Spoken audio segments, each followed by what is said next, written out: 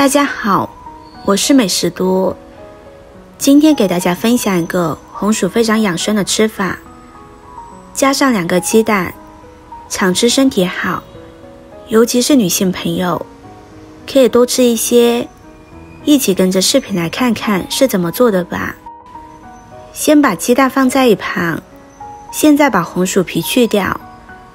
红薯属于粗粮中的一种，它含有大量的膳食纤维，平时吃红薯可以增加饱腹感。它的热量低，多吃也不用担心会长胖。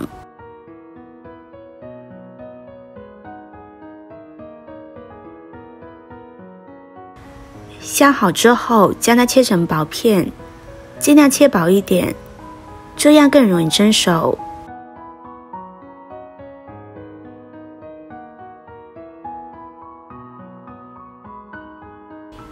全部切好，放入盘中。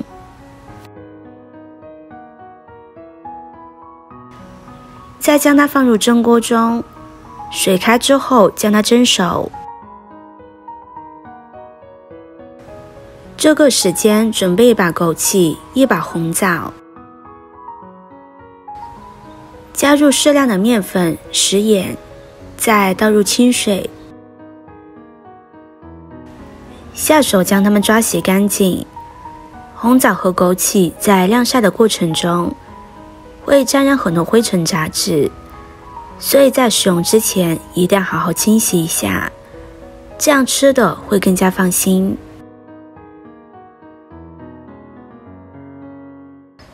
抓洗大约1分钟之后，把脏水倒掉，再重新换清水，将它多清洗几遍，直到水变得清澈，就证明洗干净了。洗干净之后，控水捞出，放入盘中，再用剪刀把红枣肉剪下来。红枣剪成小块之后，更加方便食用，而且它的营养更容易释放出来。枣核比较硬，口感不好，所以这里就把它去掉了。剪好之后，先放在一旁备用。这个时候，红薯已经蒸好了，把它取出来，放入大碗中。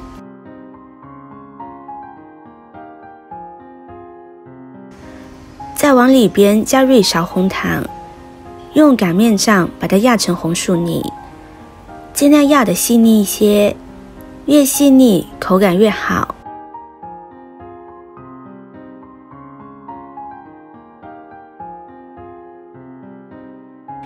像这样就可以了。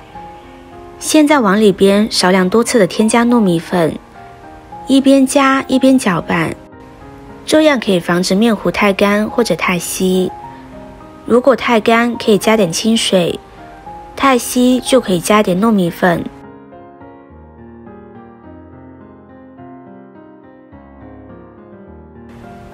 搅成这样的面絮状之后，再下手将它揉成面团。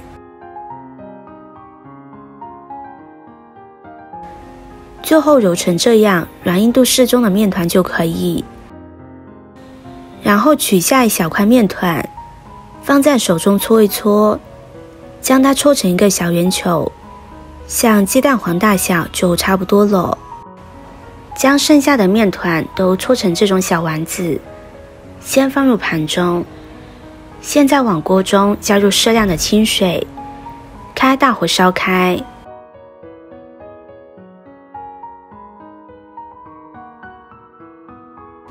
水开之后，把红薯丸子放进去。朋友们、家人们，视频看到这里了，麻烦您动动您发财的小手，帮忙点一个免费的 like。对您来说只是举手之劳，对美食多来说可以高兴的睡不着觉。现在这个视频就辛苦您帮美食多点赞转发一下吧，非常感谢大家的支持和鼓励。丸子全部放进去之后，用勺子搅拌一下，防止粘连在一起。煮至丸子漂浮起来之后，加入半碗清水，搅拌搅拌，再次烧开。烧开之后再加入半碗清水，就这样重复3次。煮汤圆时，水开之后点1碗冷水，可以让水停止沸腾，这样受热均匀，丸子里外一起熟，不会出现煮不熟的情况，而且口感更加的爽滑。如果不点水，丸子在持续沸腾的水里煮的时间过长，表面就会变得黏糊糊的，口感特别差。像这样经过3次加水，丸子就已经熟透了。再往里边加入适量的红糖，喜欢吃甜一点的可以多加一点，用勺子搅拌均匀，搅拌至红糖融化。这个时候转小火，根据家里的人数打入鸡蛋，我这里准备了2个。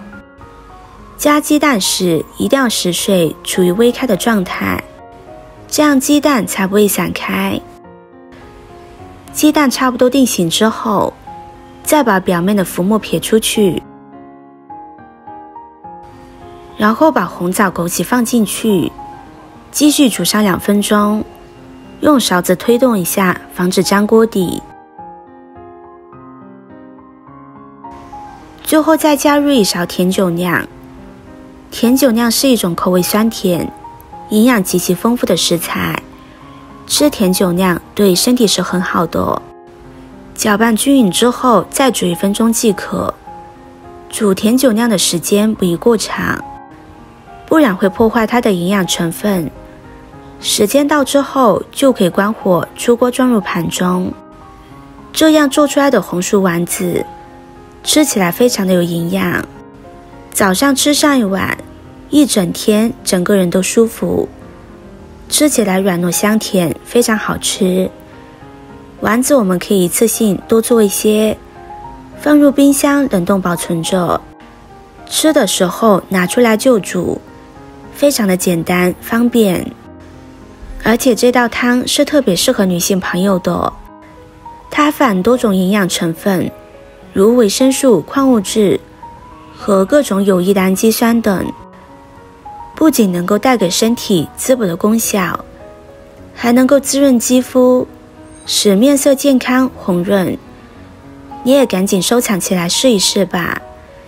今天的分享就到这里了，视频看到这里了，麻烦各位哥哥姐姐动动小手给我点个赞吧。